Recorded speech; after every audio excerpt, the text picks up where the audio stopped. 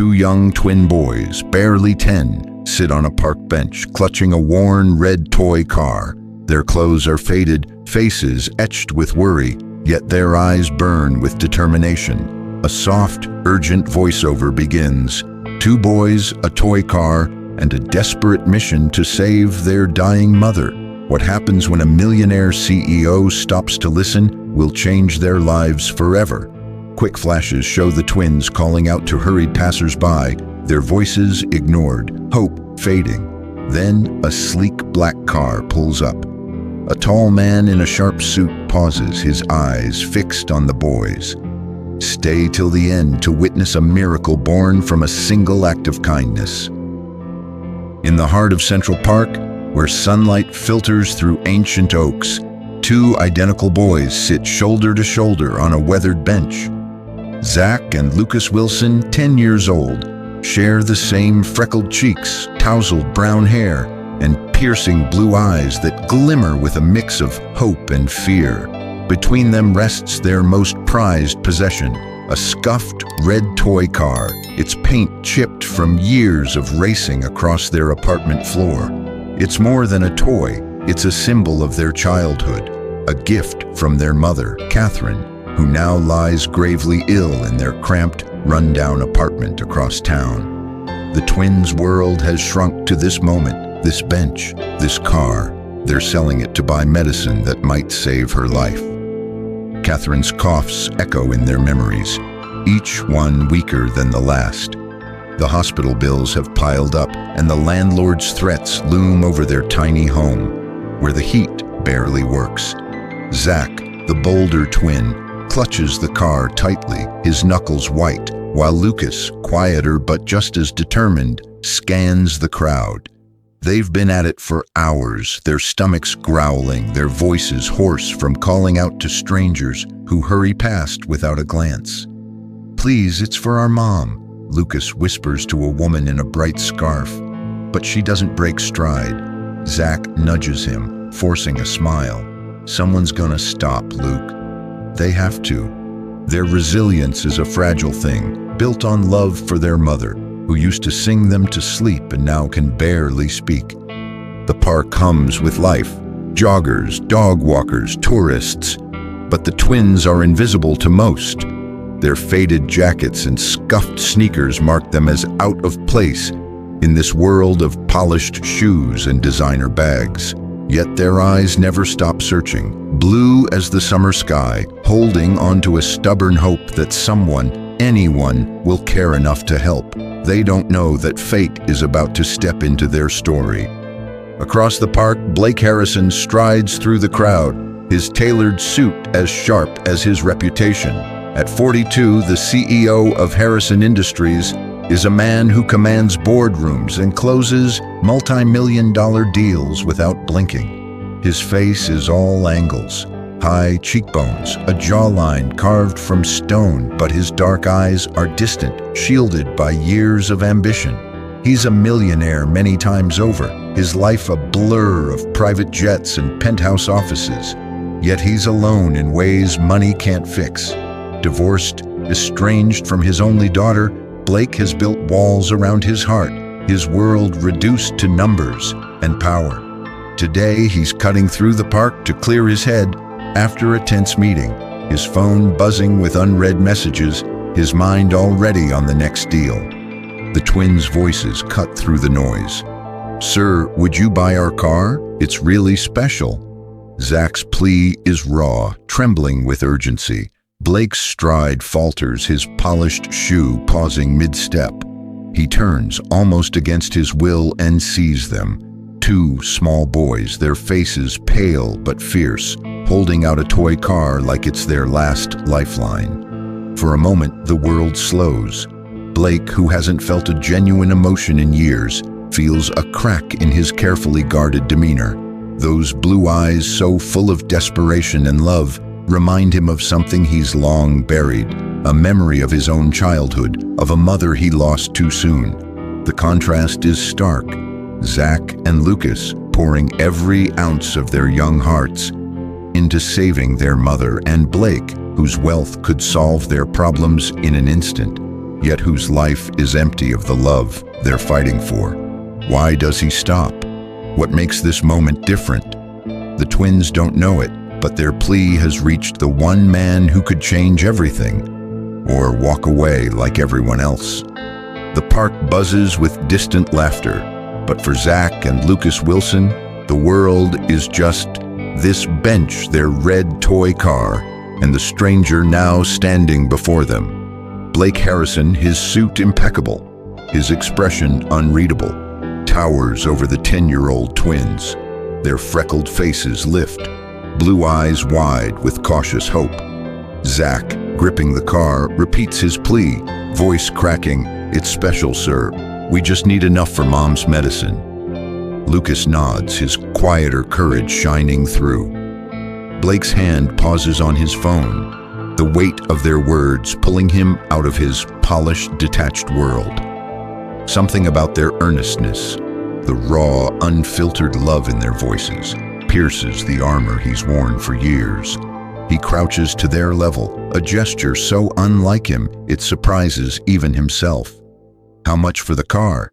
he asks, his tone softer than he intends. Zach hesitates, then blurts, $10. Blake's lips twitch, not quite a smile. He reaches into his wallet, pulling out a stack of crisp $100 bills, far more than the twins could have dreamed. "This should cover it," he says, pressing the money into Zach's trembling hands. The twins gasp, their eyes darting between the bills and Blake. "Thank you, sir," Zach whispers, his voice thick with relief. Lucas, usually silent, stammers, You're really helping her."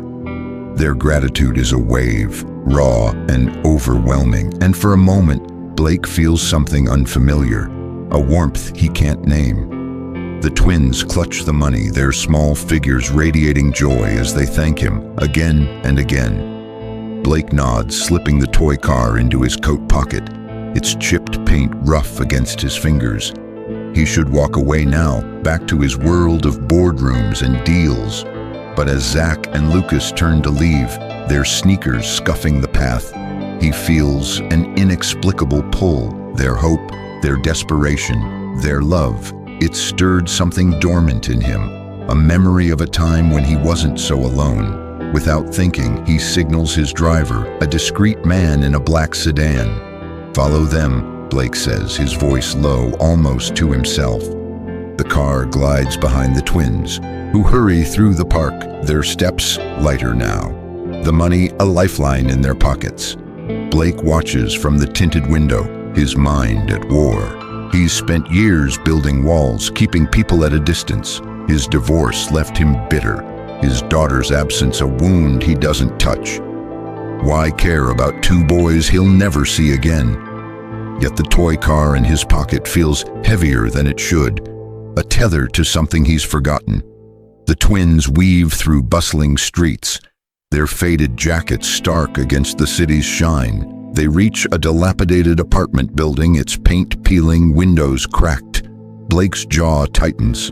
This is their home? The sedan idles as the boys disappear inside, their laughter fading up a rickety staircase. He should leave. He has a meeting in an hour, a company to run. But the car in his pocket burns like a coal. Before he can stop himself, Blake steps out of the sedan, the city's hum fading as he crosses the street. His polished shoes echo on the worn steps, each one a question he can't answer. Why is he here? What is he chasing? At the top of the stairs, he finds their door, its paint chipped like the toy car. Zach's voice leaks through, bright with hope. "Mom, we got it." Blake's hand hovers, then knocks, sharp, deliberate. The voices inside stop. Footsteps shuffle and the door creaks open, revealing the twins' shocked faces. Blake, as surprised as they are, stands frozen. What lies beyond that door? The door swings open, and Blake Harrison steps into a world far removed from his penthouse. The twins' apartment is a single, dimly lit room, its walls stained, the air heavy with damp.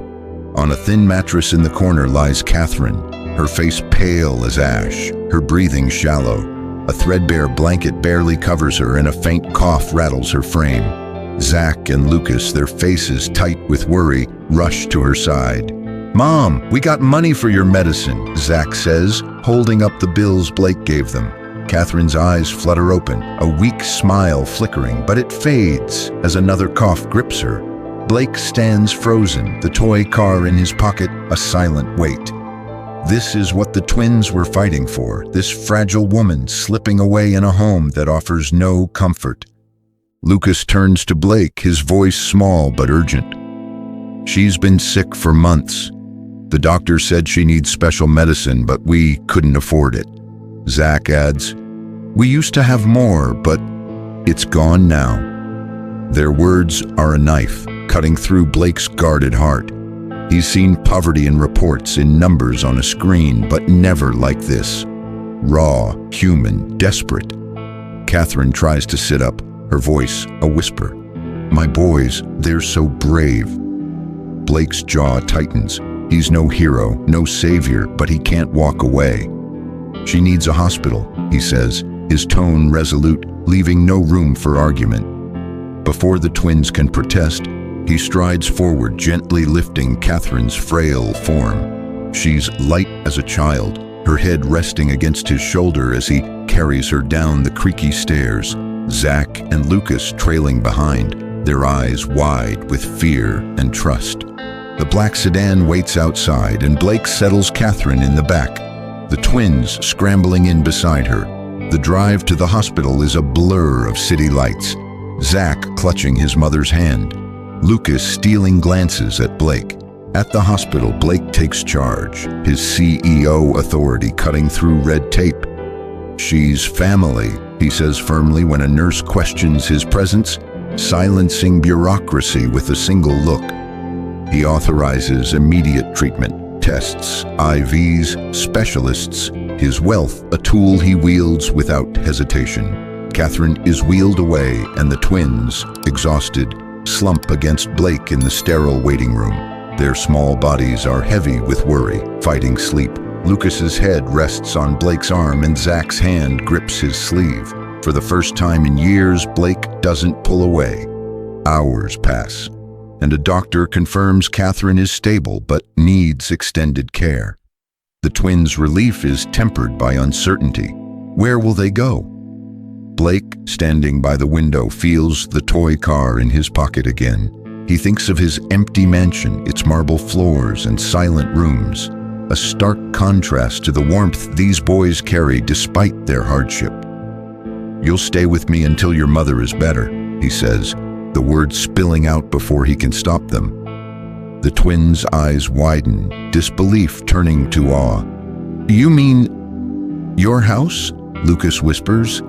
Blake nods, his face unreadable but his heart racing. At his mansion, the twins marvel at the chandelier, the sprawling staircase, the rooms that echo with wealth but not life. Blake watches them, their wonder a stark reminder of his own isolation. His divorce, his daughter's absence, the mother he lost as a boy, all buried pains that surface now, stirred by these boys who love so fiercely. The twins' presence, their laughter as they race down a hallway, begins to chip away at his walls. But his guarded demeanor lingers, a hint of a past he hasn't shared. Why is he doing this? What drives a man so closed off to open his home? As the twins settle into a guest room, their toy car money tucked safely in a drawer, Blake stands alone, staring at the city skyline, the answer just out of reach. The marble halls of Blake Harrison's mansion, once silent as a tomb, now echo with the sound of laughter. Zach and Lucas Wilson, their freckled faces alight with wonder, race through the sprawling rooms, their sneakers squeaking on polished floors. The grandeur, a chandelier that sparkles like stars, windows framing the city skyline, feels like a dream to the 10-year-old twins. Blake, who once filled his days with boardroom battles, now sits at a mahogany table, teaching them chess. "Knight to E4, he says, his voice patient as Zach grins and Lucas furrows his brow, plotting his next move. He cancels meetings to answer their endless questions. Why the sky turns pink at sunset, how elevators know where to stop. His world reshaping around their curiosity. For the first time, his mansion feels less like a showcase and more like a home. At the hospital, Catherine's condition stabilizes, her pale cheeks regaining a hint of color. The twins visit daily, their joy spilling over as they tell her about Mr. Blake's giant house and the cookies his chef sneaks them.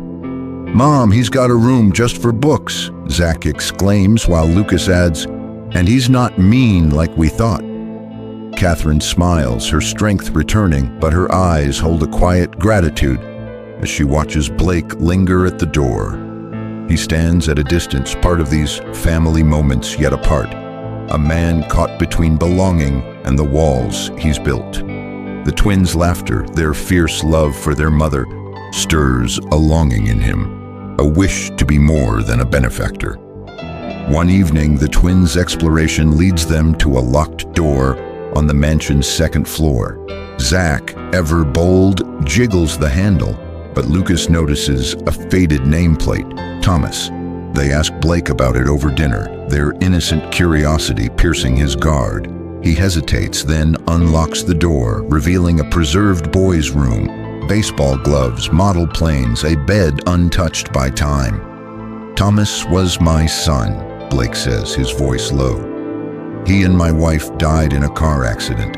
I was driving." The words hang heavy, a confession he's never shared. Zach's eyes widen, but Lucas, with his quiet wisdom, steps closer. "Maybe Thomas watches over you, Mr. Blake, like our mom says angels do." The words crack Blake's emotional fortress, grief and healing colliding. He blinks back tears, the twins' presence a balm to wounds he's carried alone. In quiet moments, Blake and Catherine grow closer, their conversations weaving through pain and resilience. Over coffee in the hospital cafeteria, she speaks of raising the twins alone, he of the emptiness success couldn't fill. "You've given them a miracle," she says, her voice soft. Blake shakes his head. "They've given me one." The twins now call him Mr. Blake, their voices warm with attachment, a nickname that feels like family. But a new tension emerges. Catherine, regaining strength, talks of moving out, reclaiming independence for her boys. "They're getting too attached," she tells Blake, her eyes conflicted. "I don't want them hurt." Blake nods, but his heart clenches. The thought of losing them rekindles his fear of loss, a shadow from his past. He wants to ask them to stay, to make this makeshift family real, but the words catch in his throat.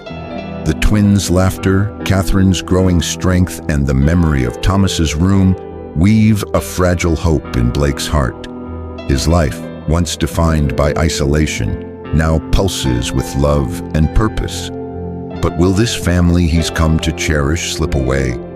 As he watches Zach and Lucas chase each other through the garden, their giggles rising like music, Blake stands at a crossroads, his future hinging on a choice he's not sure he's brave enough to make.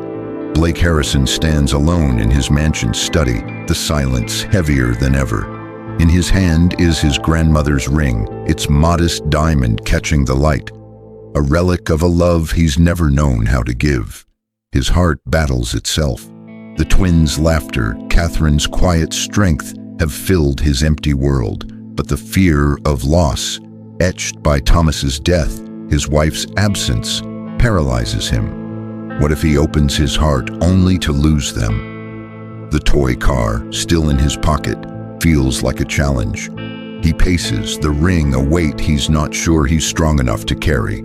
At breakfast, Lucas watches him, his blue eyes too perceptive for a 10-year-old. As Zach chatters about a school project, Lucas leans close. "Mom loves you, you know," he whispers, simple and sure. Blake freezes, the boy's words cutting through his fear like sunlight. That afternoon, by the lake behind his mansion, the air is crisp, the water shimmering. Catherine stands with the twins, their laughter fading as Blake approaches, his face vulnerable. "I can't imagine this house without you," he says, voice raw. "You've shown me what it means to live again." He kneels, holding out the ring, not as a gesture of charity, but a promise of partnership. "Catherine, you and your remarkable sons, you've changed me.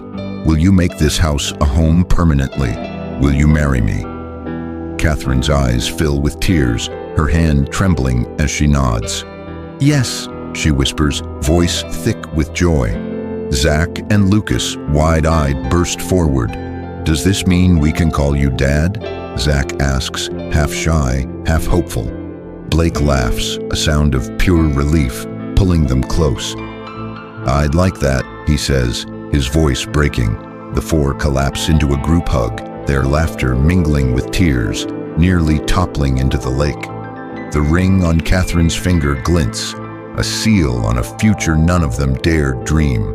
6 months later, Blake and Catherine step into a charity gala, hand in hand, their engagement ring catching the light. Whispers ripple through the crowd, but Blake's smile is only for his fiancée. Zach and Lucas, thriving in their new school, bound through the mansion daily, calling Blake Dad with ease, their freckled faces bright with confidence. A year after the proposal, the family gathers in Blake's garden, roses blooming vibrantly. Surrounded by loved ones, Blake and Catherine renew their vows, the twins presenting the rings with solemn pride. Zach's grin is wide, Lucas's eyes serious but joyful. Blake's vow is steady. "You turned my house back into a home." Catherine, radiant, responds, "You loved us with your whole heart." The twins cheer, and laughter erupts as petals scatter. The scene shifts to a vibrant montage. The red toy car, now a talisman, rests on a shelf beside Thomas's photo, a quiet nod to healing. The mansion pulses with life, Zach pitching in a baseball game, Lucas tending a turtle habitat, family dinners filled with chatter. Blake, once isolated, now laughs freely, his heart full. A gentle voiceover closes. From a toy car sold in desperation to a family built on love, this is proof that second chances can heal even the most broken hearts. The final image lingers on the family, arms entwined, their joy a beacon of hope. The garden glows with golden light as Blake, Catherine, Zach, and Lucas laugh together, their joy infectious. The red toy car, a symbol of their journey, sits on a nearby table gleaming in the sunlight. A heartfelt voiceover begins. This story began with a small act of kindness that changed lives forever. Share this video to spread the message that love can heal, and second chances are possible for us all. The family's laughter fades into a warm, inspiring silence, urging viewers to act. Text appears on screen. Share this story. Subscribe for more heartwarming tales. Comment below, what act of kindness changed your life? The urgency of the call resonates, tying the story's hope to universal truths. Viewers feel uplifted, connected, and eager to share, reflecting on their own moments of kindness that sparked change.